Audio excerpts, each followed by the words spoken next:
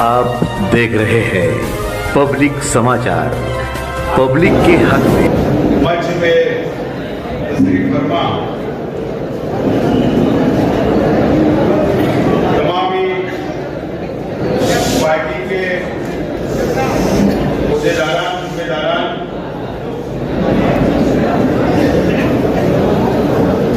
तमामी मेरे मंच पे तशरीफ फरमा शहर से आए हुए हमारी सरपरस्ती करने के लिए तमामी बुजुर्ग हजरात,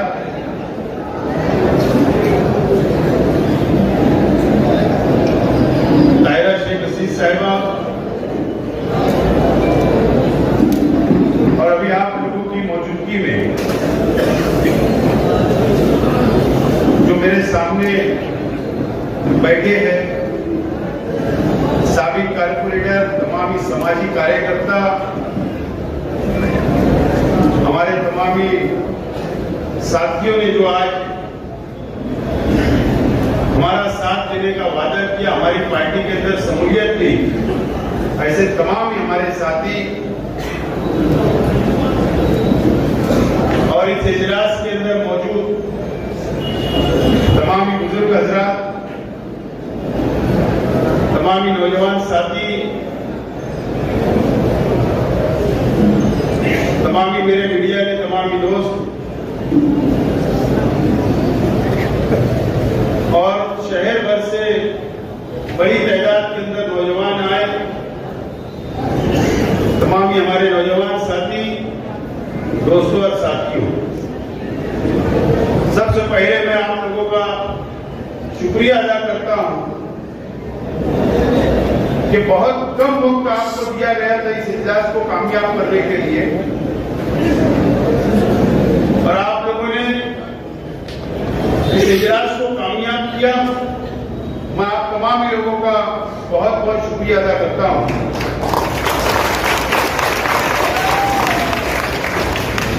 और जिन लोगों ने आज यहां पर पार्टी के अंदर शमूलियत ली, ऐसे तमाम ही हमारे साथियों का पार्टी के अंदर इस्तेकबाल करता हूं और उन तमाम ही साथियों से ये वादा करता हूं, ये यकीन दिलाता हूं कि आप लोग इत्मीनान रखें, जो वादा हम लोगों ने आपसे किया है और आप लोगों ने जो वादा हमसे किया है, इंशाअल्लाह उसको पूरा करने की हम पूरी कोशिश करेंगे।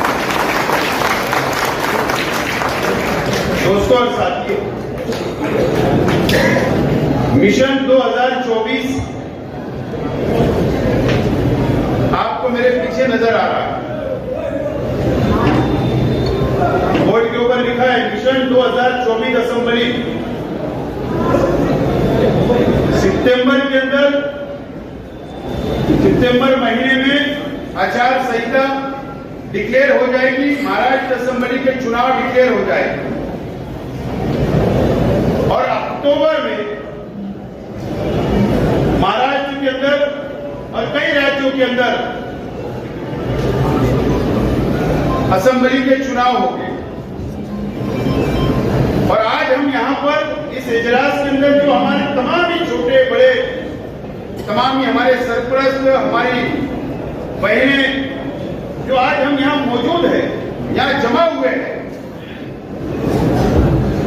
हम लोगों को असेंबली का जो मिशन हमारा अपना है उसका लाइमत तैयार करने के लिए, हमारा रूपरेखा तय करने के लिए, दिशा तय करने के लिए आज यहां पर हम सब लोग जमा हुए हैं। मुझे याद है कि 1996 में शेख असीस साहब ने पहला आजाद इलेक्शन लड़ा, आजाद उम्मीदवार के तौर पर। अभी असगर अंसारी साहब ने बताया, उस वक्त तकरीबन 35,000 वोट शेख असीस साहब ने आजाद उम्मीदवार की हैसियत से लिया था। लेकिन उस वक्त भी शेख असीस साहब ने, आज मैं समझता हूं काफी बुजुर्ग यहां पर बैठे, जो उनके वो साथी आज मंच के ऊपर वो साथी बैठे जो 96 का भी इलेक्शन लड़े। हम तो बहुत छोटे थे उस वक्त, लेकिन उस वक्त भी शेख रशीद साहब ने इलेक्शन हारने के बाद भी, और उस वक्त निहाल अहमद साहब के सामने शेख रशीद साहब ने इलेक्शन लड़ा। निहाल अहमद साहब की तोती बोलती थी महाराष्ट्र में। हारने के बाद भी शेख रशीद साहब ने हिम्मत नहीं हारी और नए हौसले के साथ शेख रशीद साहब ने मुसलसल 5 साल मेहनत की, शहर की आवाम के बीच में रहे, आवाम के काम किए, मजदूरों के काम किए, गरीबों के काम किए। और 1999 का जब इलेक्शन 5 साल के बाद आया तो ये शहर में शेख रशीद साहब को 29,000 वोटों से कामयाब किया। आज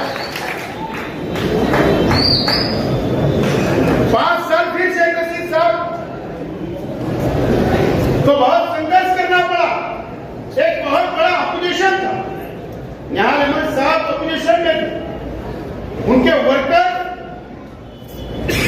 बहुत जाबाज थे उस वक्त,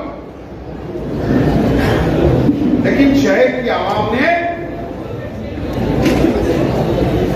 दोबारा शेख रशीद साहब को मौका दिया। 2004 में दोबारा शेख रशीद साहब एमएलए बने। फिर 5 साल शेख रशीद साहब ने शहर की खिदमत की और उस वक्त भी शेख रशीद साहब का यही नारा था कि हम सिर्फ वो विकास के नाम पर, डेवलप के नाम पर, तामीर और तरक्की के नाम पर वोट मांगेंगे। और आखिरी दम तक शेख रशीद साहब ने तामीर और तरक्की के नाम पर वोट मांगा। 2009 के अंदर शेख रशीद साहब इलेक्शन हार गए, डिमोलिशन हो गया। नदी के उस पार और इस पार का हल्का बढ़ गया और एक मजहबी क्यादत शहर ने तस्लीम किया। मजहबी शख्सियत को, एक मुफ्ती को, एक आलिम शहर में एमएलए बनाया।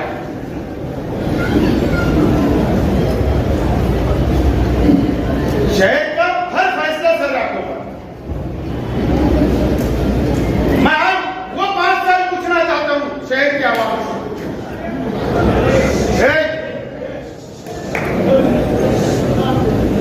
मैं शहर की आवाम से वो 5 साल पूछना चाहता हूं कि 2009 से 2014 तक ये शहर को क्या मिला, क्या डेवलप हुआ, क्या तामीर और तरक्की हुई, क्या वादे किए गए। अगर एक आम इंसान अगर नुमाइंदा होता, एक आम इंसान अगर एमएलए होता, अगर वो वादा करता तो हम मान सकते थे कि सियासी लोग वादे से मुकर जाते हैं। लेकिन एक मुफ्ती, एक आलिम ने जो वादा किया था, 5 साल वहां पर भी वो नाकाम रह गई। मुझको मौका मिला 2014, 2019 तक मैं एमएलए रहा, शहर ने मेरा साथ दिया और मैंने क्या किया यह आप जानते हैं, शहर जानता है। मुझे उसका कोई सबूत देने की जरूरत नहीं। मिसाल मुद्दूघर आपके सामने, फलावर ब्रिज आपके सामने, हिल स्टेशन बना आपके सामने, और तालीम के नाम पे जो मैंने किया वो भी शहर के सामने। मैं बहुत ज्यादा उसमें नहीं जाना चाहता हूं। 2019 आया, 2019 आया, मैं इलेक्शन हार गया। मैं आज तक परेशान हूं कि मैं इलेक्शन क्यों आ रहा।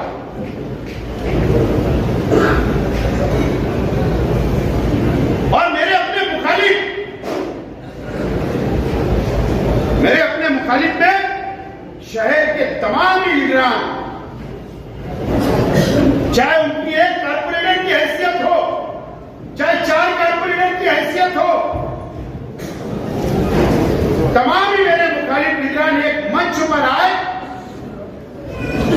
एक मजहबी शख्सियत को दोबारा मौका दिया, एक मुफ्ती को दोबारा मौका दिया गया, एक आलिम को दोबारा मौका दिया गया, और मैं इलेक्शन हार गया, वो जीत गए। उस वक्त भी हमने हार को माना और 5 साल आपके बीच में रहे, 5 साल आपकी खिदमत की हमने। ये 5 साल आपको सोचना है, शहर को सोचना है। मेरे हाथ में मैनिफेस्टो है, मुझे यकीन है कि मालेगांव शहर की आवाम बहुत बेदार है, सियासी तौर पर, समाजी तौर पर, दीनी तौर पर, तालीमी तौर पर बहुत बेदार है। ये मैनिफेस्टो है मेरे हाथ में। ये 2019 का एमआईएम का मुफ्ती मोहम्मद इस्माइल कासमी साहब का मैनिफेस्टो है। इसमें 81 वादे किए गए थे, 81 वादे।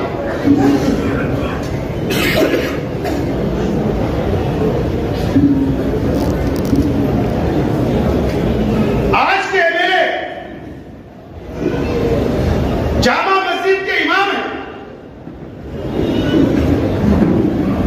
आज के एमएलए महाराष्ट्र के मदरसा बोर्ड के सदर हैं, लश्कर वाली ईदगाह के इमाम है, दारुल उलूम देवबंद के रुकन है, जमीयतुल उलमा के सदर है, और ना जाने मुझे याद नहीं है कि कितने ओहदे मजहबी तौर पर उनके पास हैं। मैं माफी के साथ बोल रहा हूं, यह शहर दीनी तौर पर बहुत बेदार शहर है।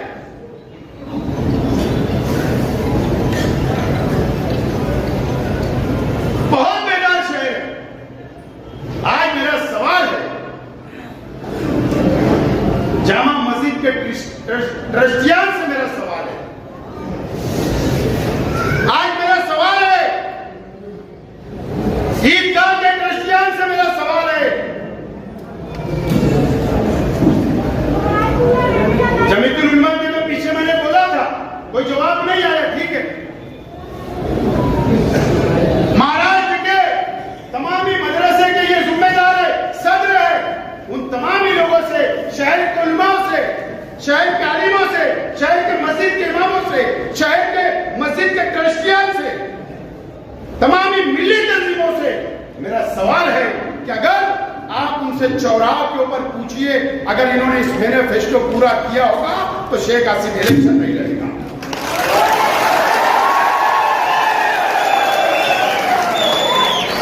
नहीं लड़ूंगा इलेक्शन, क्योंकि मुफ्ती का वादा था, अगर मुफ्ती झूठ बोल सकता होगा तो वह मुझको बोल दे, और अगर यह बता दो कि एक मुफ्ती कभी झूठ नहीं बोल सकता तो वह मुझे बता दो और शहर को बता दो। इनके फतवे हम मानते हैं, उसी फतवे में चलते हैं। अगर कोई आलिम, कोई मुफ्ती ने फतवा दे दिया तो हम उसको मानते हैं, उस पर चलते हैं। और ये जो झूठ बोला गया इस शहर से 5 साल जो धोखा दिया गया, इसका जवाब कौन देगा? ये सवाल आज मेरा है।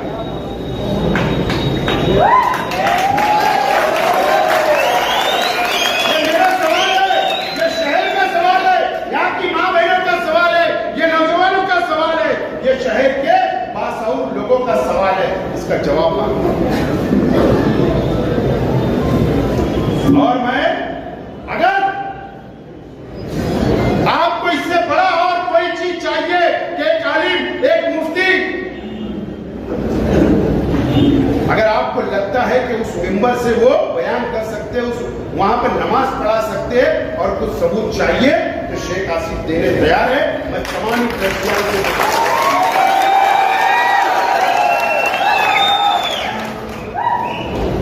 मुझसे मिलिए, मैं सबूत दूंगा। क्या मजबूरी है कि आप सवाल नहीं करते? क्यों ये शहर के बासाओं लोग सवाल ये शहर को धोखा दिया जाएगा। कब तक धोखा दिया जाएगा? फतेह मोहम्मद साहब यहां बैठे, हाजी साहब, ये शाह बिरादरी के सबसे सीनियर, इन्होंने तंजीमें चलाई है, आज तक सरपरस्ती कर रहे। इसी मैनिफेस्टो के अंदर वादा है, इसी मैनिफेस्टो के अंदर। ये लोग तो मेरे साथ थे। क्या वादा है? शाह बिरादरी को विजय एंटी का दर्जा दिलाया जाएगा।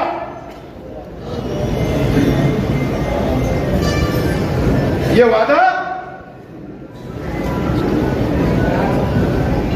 इस मैनिफेस्टो के अंदर किया गया है। ये मेरे पास उसकी कॉपी। मेरा सवाल है, क्या शाह बिरादरी को विजय एंटी का सर्टिफिकेट मिला? क्या इन्होंने 5 साल में वादा पूरा किया? ये सबसे बड़ा झूठ है कि ये 5 साल इन्होंने कुछ नहीं किया। मुफ्ती मोहम्मद इस्माइल कासमी, इसके अंदर ये कुरैश बिरादरी के जिम्मेदारान भी है। इनसे क्या वादा किया गया कि इनकी हिफाजत की जाएगी, मॉब लिंचिंग को रोका जाएगा। इसी के मैनिफेस्टो के अंदर बताइए कितनी मॉब लिंचिंग हुई, कितने कुरैशियों को मारा गया, कब आपके लिए नुमाइंदगी की गई? ये मेरा सवाल है। आप लोगों से भी, कुरैश बिरादरी से भी, शाह बिरादरी से भी मेरा अपना सवाल है। झूठ। मैं आज इसके अंदर एक वादा था, इसके अंदर निहाल अहमद मौलवी मोहम्मद उस्मान साहब का भी फोटो है, इसमें मुस्तकीम डिग्नेटी साहब का भी फोटो है, इसमें बुलंद इकबाल साहब का भी फोटो है।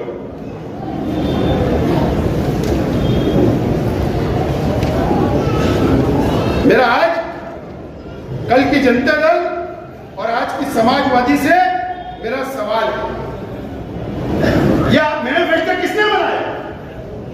कौन था? आप ही लोग थे ना, आप ही लोगों ने इलेक्शन लड़ा ना। इसके अंदर क्या लिखा है?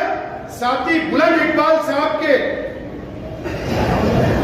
जो मौलाना अली मियां नकवी लाइब्रेरी के सामने जो सेंटर है, बुलंद इकबाल साहब के, वहां पे रोजगार के ट्रेनिंग सेंटर, ट्रेनिंग दी जाएगी, मुस्लिम नौजवानों का सरकारी नौकरियां दी जाएगी। ये वादा है। अल्लाह जन्नत नसीब करे बुलंद इकबाल साहब को। अगर आप चल रहे हो, और नहीं तो इसका भी जवाब आपको देना पड़ेगा। यह भी धोखा दिया गया एक मरहूम के नाम पर। ये शायद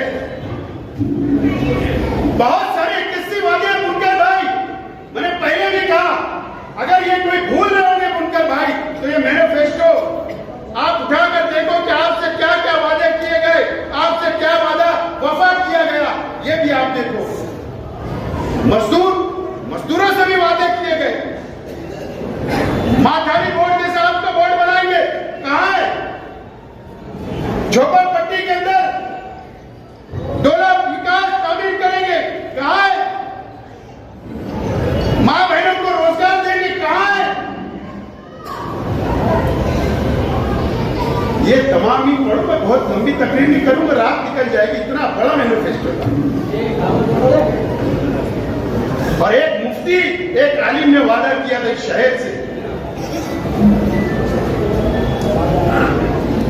आप मुझे बताओ,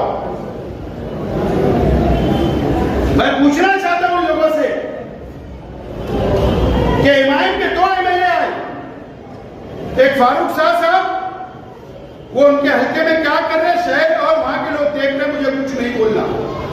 मुफ्ती मोहम्मद इस्माइल कासमी साहब, आप ये बताओ कि आपने 5 साल, आज 12 तारीख है, जुमा का दिन है, आज महाराष्ट्र के अंदर एमएलसी, क्या बोल रहा हूं, एमएलसी के चुनाव हुए, 11 सीट के 12 उम्मीदवार थे। ईमानदारी से बोलना, जामा मस्जिद के मेंबर पे खड़े रहकर बोलना, आपने किसको वोट किया?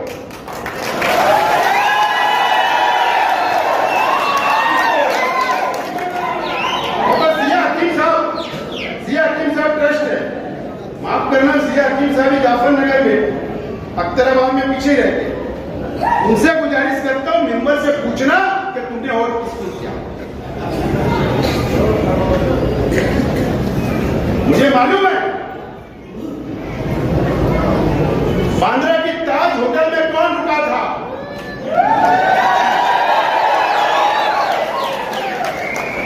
आज भी आपने सेकुलर पार्टी को वोट नहीं किया, फिरका परस्त पार्टी को वोट दिया। आज भी आपने ये हमको समझता।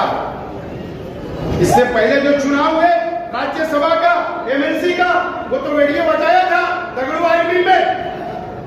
उस वक्त भी आपने फिरका परस्त पार्टी को वोट किया। तो मेंबर से बताना।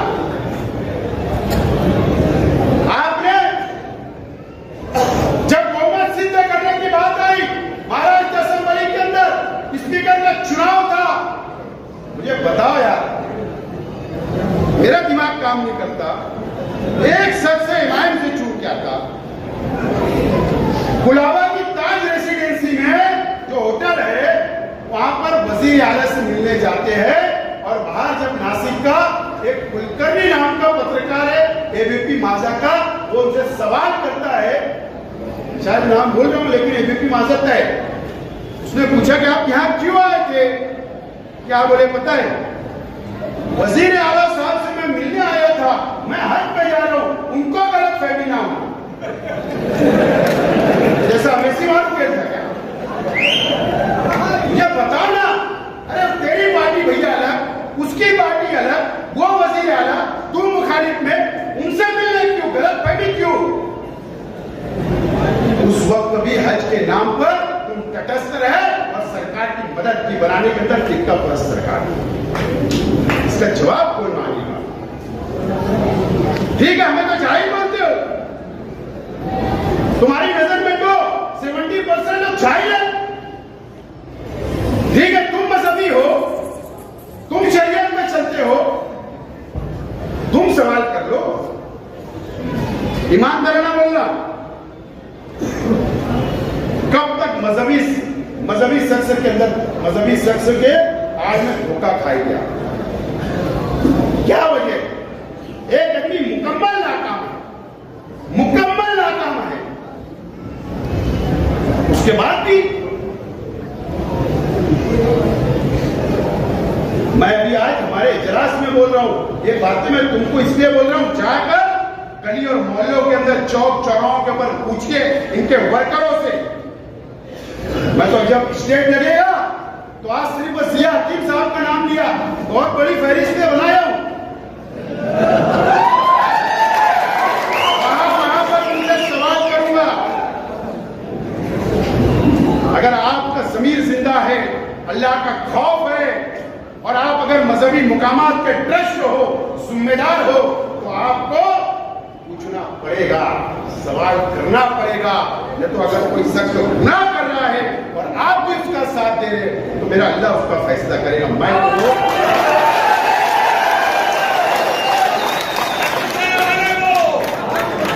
इसका मैं पोस्टमार्टम आगे करूंगा, इसका पोस्टमार्टम मैं जरूर आगे करूंगा। लेकिन आज मैं आपसे बोलना चाहता हूं, यह इजलास आज हमने किरत की, अल्लाह की तारीफ की, कुरान की आयत पढ़ी गई और हमारा मजहब हमें सिखाता है कोई काम की शुरुआत करो, किरत करो। यह आज आगाज है, हमने इलेक्शन की असेंबली की शुरुआत कर दी, इसलिए आज आपको जमा किया है। मैं तमाम ही वर्करों से कहना चाहूंगा, यहां से जाने के बाद आपको डट जाना है। शहर में, मोहल्लों में, गलियों में, रिश्तेदारों में, दोस्तों में, मां बहनों में, और आज से डट के खड़े रह के 2024 का इलेक्शन हमको जीतना है, इसकी तैयारी 18 तारीख तक वोट बनाने का वक्त है। अपने घर में 18 साल की जो लोग हो गए उनकी वोट बढ़ाओ, 5-6 दिन बचा है, बेदार हो जाओ, लड़ने के लिए तैयार हो जाओ।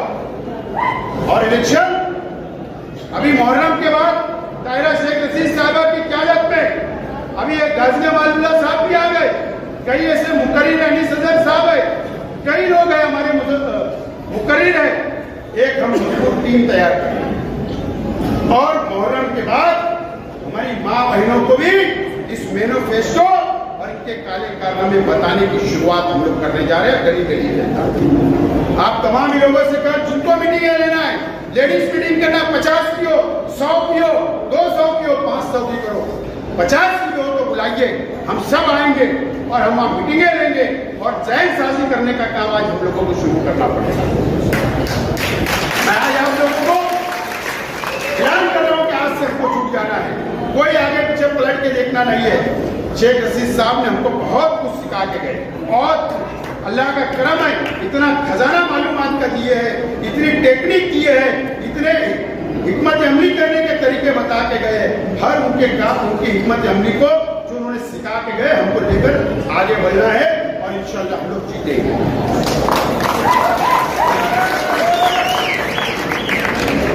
रहा सवाल कि हम किस पार्टी से रहे, भाई अभी मैं कम से कम 15 मिनट बोलूंगा, शांत बैठा।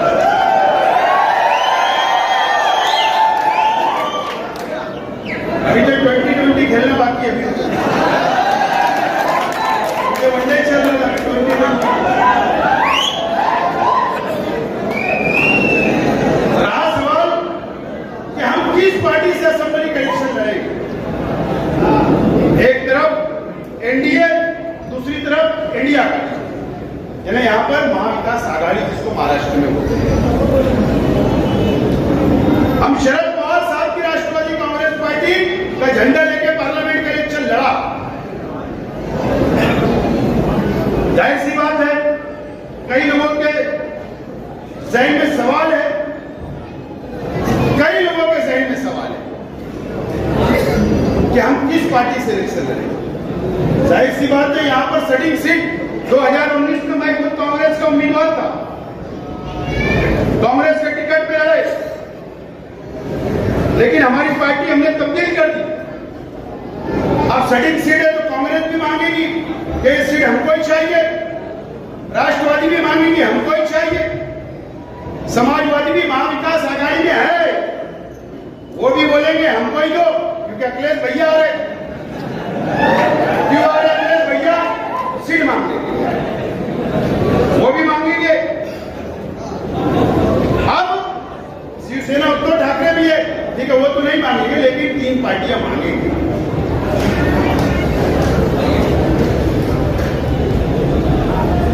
मैं आज आप लोगों को एक बात साफ कर देना चाहता हूं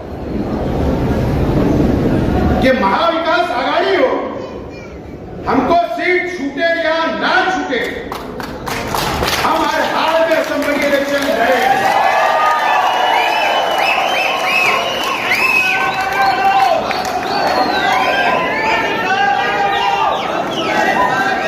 क्या बोल रहा हूं? महाविकास आघाड़ी से अगर हमको सीट छूटे ना छूटे, हर हाल में असेंबली इलेक्शन लड़ा जाएगा और इंशाअल्लाह आपका साथ रहा तो मैं लड़ूंगा भी और जीतूंगा भी। हमको जहन बनाना है, सीट छूटे ना छूटे, ऐसा समझ लो कि हम आजाद हैं, समझ लो हम आजाद हैं, और आजाद का जहन बना के चल पड़ो। कौन सा सिंबल, ये सिंबल, वो पार्टी, सब छोड़ दो, बस निकल दो, बाद में तय करेंगे क्या होगा। लेकिन आज ये जहन बनाकर कि सीट छूटे ना छूटे, हर हाल में इलेक्शन लड़ना है और वो तैयारी करके हम लोग आगे बढ़ना शुरू करो। कोई फिक्र उकर मत करो। अगर कांग्रेस सीट नहीं छोड़ेंगे तो क्या हम बैठ जाएंगे, काम करेंगे, सवाल कर देंगे। चाहे इसको बगावती सूर बोलो, क्या आघाड़ी का धर्म में पालन नहीं कर रहा वो बोलो, जिसको जो समझना हो समझे, लेकिन हर आदमी निशान चला।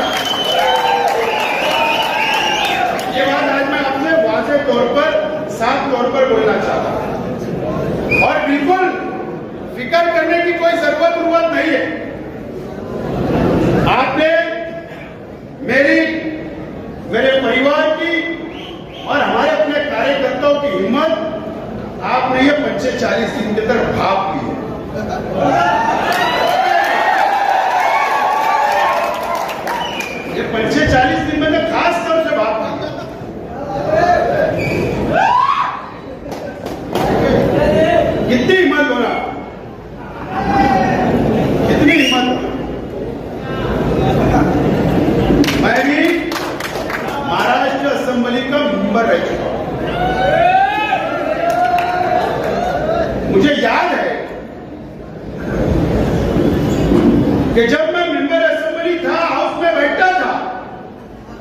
तो जब दाऊद इब्राहिम का नाम बीजेपी के लोग लेते थे, मैंने सुना मेरी कानों से, लेकिन पहली मर्तबा शेख आसिफ का नाम असेंबली के अंदर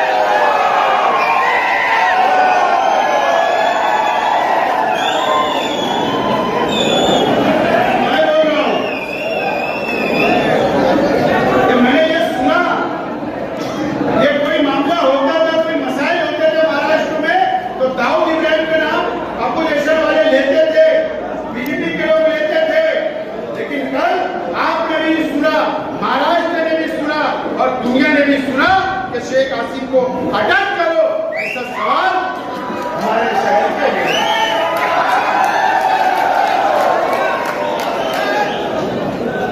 क्यों किया पता है? क्यों किया पता है?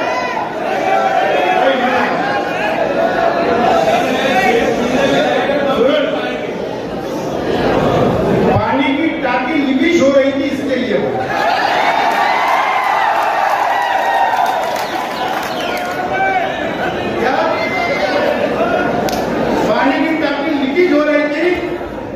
पेंसिल लगाने के लिए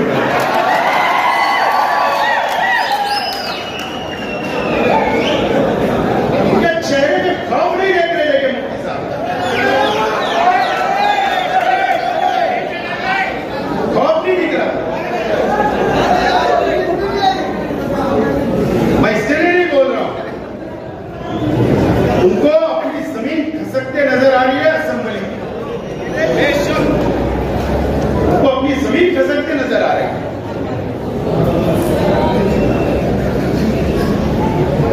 और तुमने फिर झूठ बोला था। क्या बोले थे खयाबान चौक, निसार चौक में कि मैंने सवाल लगा चुका हूं। सवाल किसको बोलते मुझे पता। इजलास जिस दिन चालू होता है, शुरू होता है ना, उससे 1 महीना पहले सवाल डाला जाता है, बीच में सवाल डालने का मौका नहीं मिलता है। तुमने कल 0 आवर में बोला, 0 आवर में बोला ना, सामने मंत्री बैठे थे, गृह मंत्री, और ना तुम्हारी बात पर स्पीकर ने जबान हिलाया। क्या बोल रहे हो? मुझे मालूम है बहुत गंभीर जब बात होती है तो स्पीकर आखिरी में आदेश देता है कि सरकार ने दखल लेना, सरकार ने नोंद लेना। ऐसा कुछ नहीं बोला गया, आपने पढ़ा, वो सुना गया और वो बात खत्म। और दखल लगा लो। मैं आज आप लोगों से बोलना चाहता हूं, शहर के आवाम से बोलना चाहता हूं, मां बहनों से, और तमाम यहां बैठे हुए तमाम ही जिम्मेदारों से बोलना चाहता हूं, ऐलान करता हूं कि अगर इन्होंने मुझे जेल भेज दिया और मैं जेल में रहा तो आपको इलेक्शन लड़ना है, मैं जेल से।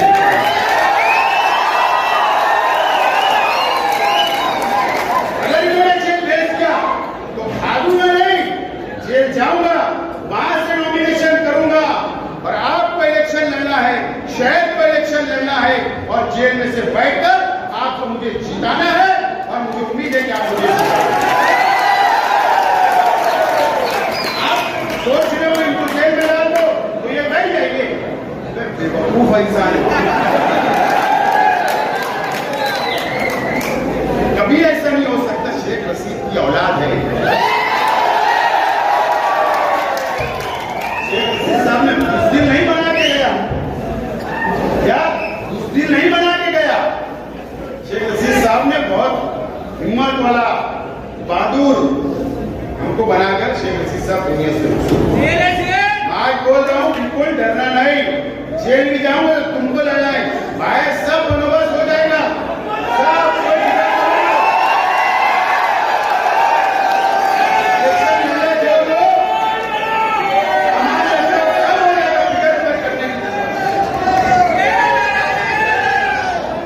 फिकर करने की जरूरत नहीं, बस लड़ना है। मैं सुना कि आज जलसा है शहर में कई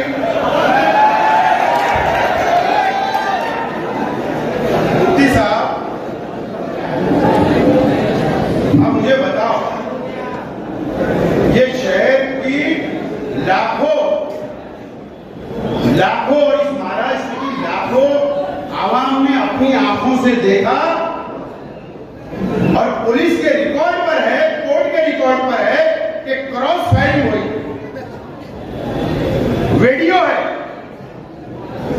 सरकार बेवकूफ है क्या? क्या आप पुलिस को बेवकूफ समझते हो क्या? कि मैं असेंबली के अंदर बोल दूंगा, एक बाजू बोल दूंगा, दूसरी बाजू पता नहीं रहता। वहां बैठे हुए लोगों को पुलिस डिपार्टमेंट रिपोर्ट करता है, सब वहां पर ऑनलाइन जाता है। अगर आपको बोलना था ना, ईमानदारी अगर आप में होती, अगर आप पैमान नहीं होते तो आप दोनों बात बोलते कि दोनों का इंक्वायरी होना चाहिए। आपने वैसा नहीं बोला, आपने वन साइड, ठीक है, आपको मुबारक। ऐसे आपकी डिमांड करने की कोई हमको जरूरत भी नहीं है, ना तुम्हारी कोई हमको मदद की जरूरत है। तुमसे पहले मैंने लेटर बहुत काले कर दिया, दिल्ली के लिए गया था क्या? स्पोर्ट्स मिनिस्टर से मिलने तो एक बहाना था, 2 दिन ऐसी मुकाम करेंगे। तुम अलग बात है कि आप दिल्ली के महाराष्ट्र के सदन में नहीं रुकते, आपके लिए जंग रुक जाता। कौन रुक बुक करते हैं मुझे नहीं बताइए। कौन आपको दिल्ली से फोन आता तो 1 लाख अर्जेंट डालो रात को 2 बजे, मुझे नहीं मालूम है। तो वही दिल्ली के अंदर मैं गया था, लेकिन मैं भी सदन में रुका।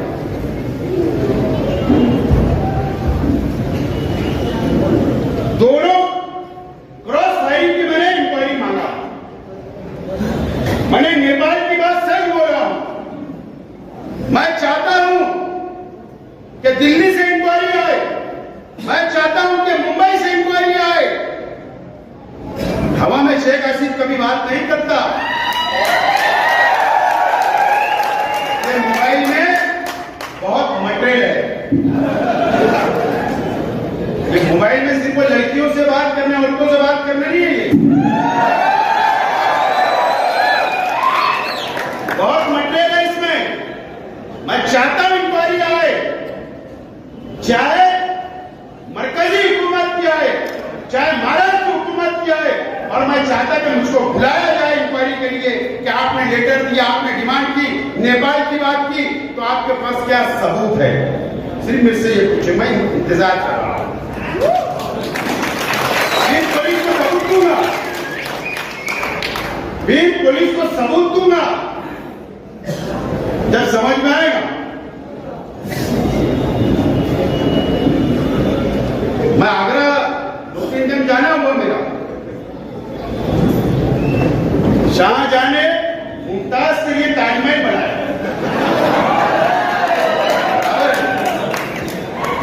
शाहजहां ने मुमताज के लिए याद में खूबसूरत ताजमहल बनाया।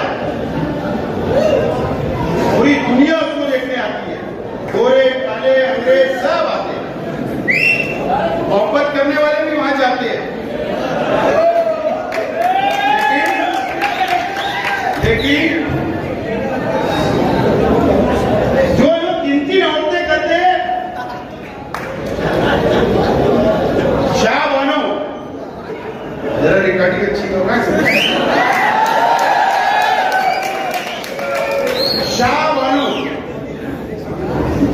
तीसरी औरत करने के बाद भी शहर को पता नहीं है, कुछ लोग तीसरी भी कर ले रहे हैं, शहर को पता नहीं और ना जाने किसको किसको पता नहीं है, लेकिन शेख आसिफ को पता है।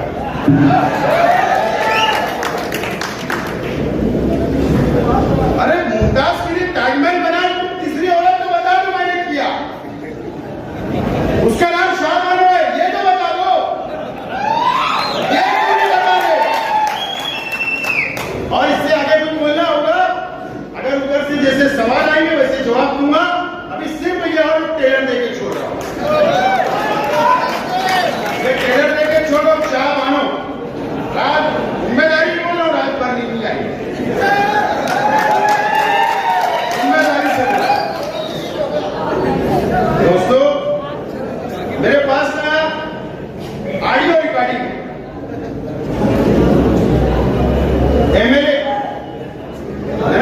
की नहीं है, एमएलए के ताल्लुक से दो मेरी प्यारी प्यारी बहनें बात कर रही है, लेकिन मैं नहीं सोच रहा हूं बताने, नहीं सोच रहा हूं, जाने दो,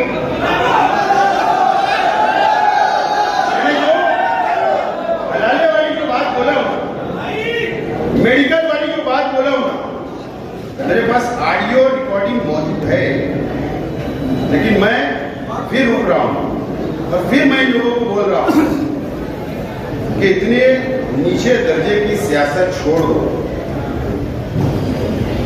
इससे नीचे दर्जे की सियासत छोड़ दो, शहर में शहर की बदनामी मत करो। अगर तुम मेरे परिवार पे, मेरे कार्यकर्ताओं पे अगर झूठे इल्जाम लगाना बंद नहीं करे, अगर जाति दुश्मनी निकालना बंद नहीं करे, चाहे असेंबली में बोल के चाहे बाहर लेटर देकर, तो याद रखना मुझे मजबूर होना पड़ेगा, ऑडियो भी निकालूंगा और मालेगांव से लेकर नेपाल तक का भी मटेरियल जब मैं बाहर निकाला और कुछ यहाँ के सियासी लोगों का मटेरियल अगर मैंने जिस दिन बाहर निकाला, याद रखना कि शहर के अंदर तुम मुंह बताने लायक नहीं होगी,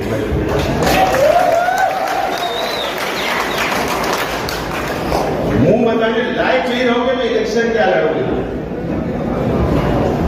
सब मेरे पास मटेरियल, लेकिन मैं इस शहर का यहाँ पैदा हुआ, इस शहर से प्यार करता, ये मस्जिद और मीनारे शहर को बदनाम नहीं होने देना चाहता, इसके लिए मैं रुक रहा हूं। और मैं क्रॉस फायरिंग के भी बहुत सबूत है, कौन सा तड़ीपार आदमी मनमाड़ से यहां था उस दिन, उसके फोटो भी है, उसका नाम है, सब है मेरे। लेकिन मैं ये मानता हूं कि कोर्ट फैसला करेगी, पुलिस इंक्वायरी करेगी, पुलिस को जो सच होगा वो करे। आप क्या समझते हो मेरी इंक्वायरी नहीं हुई? आप क्या समझते हो? इन्होंने तो कल बोला, मेरी तो एक हफ्ते से इंक्वायरी चल रही है, रोजाना मैं 3 दिन गया हूं पुलिस स्टेशन, मेरा जवाब हुआ है, जवाब मैंने नोंद करवाया हूं, खालिद हाजी ने भी अपना जवाब नोंद करवाया, अकील चाचा ने भी उनका जवाब नोंद करवाया। क्या हमारी इंक्वायरी नहीं चल रही? लेकिन पुलिस को अगर लगता है कि हम मुजरिम हैं तो कार्रवाई करें, लेकिन सबूत बताए, सबूत बताए, सबूत। अगर ये हजरत सोच रहे हो मैंने असेंबली में बोला तो पुलिस पकड़ लेंगी, ऐसा होगा नहीं। जब से दाऊद इब्राहिम भागा है तो पार्लियामेंट की संसद में बोला गया अभी तक तो नहीं इसको पकड़ा गया। तो ऐसा बोलने मिलने से होता नहीं, सबूत लगते हैं। तो मैं आज यही रुक रहा हूं, लेकिन आप लोगों से अपील करता हूं दोस्तों, मटेरियल मेरे पास बहुत है। और आपको मैं एक बात बोलता हूं यार, कितना आदमी ईमानदार होना मुझे बताओ। मैं नाम लेकर बोलता हूं, उसे सिर्फ कपूर के हमारे तमामी भाइयों को,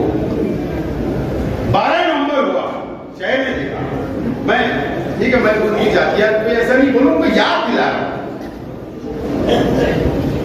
इनके ऊपर केस दाखिल हुआ, इनके घर के 2-3 लोगों के ऊपर केस दाखिल हुआ, ये फरार थे।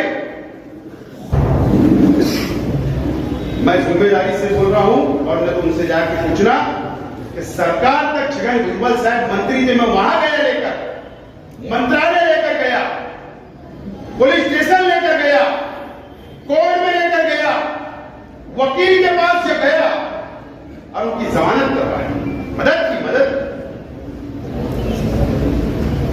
सब मदद करने के बाद ठीक है आपको जा रहना है, उसका आपको हक है, मैं इसके लिए नहीं बोल रहा हूं, लेकिन तुमने भी एक मर्यादा में रहना चाहिए। तो दिन तो सब चाहते, दिन तो सबके परखते हैं, धूप और छाव होती है, लेकिन ये तरीका इस शहर के अंदर बराबर नहीं है। अगर अपने आप को बहुत मजहबी तंजीमों के सूबेदार बोलते हो तो कम से कम अपनी खुद की इस्लाह करो। शहर वो नहीं है, ध्यान रखना, खुद की इस्लाह करो। लेकिन मुझे इस टाइम मैं शेख हसीस साहब के ताल्लुक से आखिरी बात बताऊंगा। मुझे बताओ, इस मंच के ऊपर हर समाज, हर बिरादरी, हर मसलब के लोग बैठे, यहां पर भी बैठे। शेख हसीस साहब ने हर जात, हर धर्म, हर बिरादरी, हर मसलब, हर गरीब अमीर सबको साथ लेकर चला और उन्होंने अपनी जिंदगी में सबके काम आए और सबका साथ दिया, सबकी मदद की, सबके मसाइल हल किए। कभी भेदभाव नहीं शेख हसीस साहब ने किया। अगर किसी का भी शेख हसीस साहब ने काम किया होगा एक बार बराबर भी, तो आज आप लोगों से मैं अपील करता हूं कि आओ हमारे साथ खड़े हो जाओ। शेख हसीस साहब की तरह मैं भी काम करूंगा, मेरा परिवार भी आपके साथ खड़ा रहेगा, मैं भी आपको लेकर चलूंगा। मैं भी कोई भेदभाव नहीं करता और ना इंशाल्लाह करूंगा, सबको साथ लेकर चलूंगा। मैं मजहबी तंजीमों से, शहर के तमाम ही लोगों से बोलना चाहूंगा कि इसका जवाब देना चाहिए। एक आलिम ने झूठ बोला है, शहर को धोखा दिया है, करप्शन किया है, बेईमानी की है, उलमाओं के साथ क्या, हाफिजों के साथ क्या, मजदूरों के साथ क्या, शहर के गरीबों के साथ क्या, अमीरों के साथ क्या, बहुत बड़ा धोखा ये। या तो इसके ऊपर फतवा दे दो, अगर फतवा आ जाएगा कि नहीं वो झूठ बोल सकते तो मैं उम्मीदवारी से मांगा नहीं तो ये चलता रहेगा। और ये कब तक चलेगा, कब तक? कहीं तो इसको रुकना चाहिए। बस यही गुजारिश है कि आज हमारा ये जो मेड़ावा है, ये इजलास है, ये हमारे जाबाज कार्यकर्ताओं का, आप बहुत जाबाज हो, आप एक लोग 100 वोट के मालक हो, आप हजारों वोट के मालक हो। अगर आज से आपने तय कर लिया, ये मुहर्रम का मुबारक महीना चल रहा, अगर आपने यहाँ तय कर लिया और यहाँ से निकल के अगर आप लोग लग गए तो मुझे अल्लाह की इजाजत से उम्मीद है कि इंशाअल्लाह कामयाबी हमारी होगी। और मैं आपसे अपील करता हूँ कि आज से लग जाओ और वक्त पे पार्टी का प्रोग्राम दूंगा और मुहर्रम के बाद इंशाअल्लाह आपको प्रोग्राम के तहत आपसे मुलाकात का सिलसिला, मीटिंग का सिलसिला, कामकाज का सिलसिला, लेडीज मीटिंग का सिलसिला चलता है।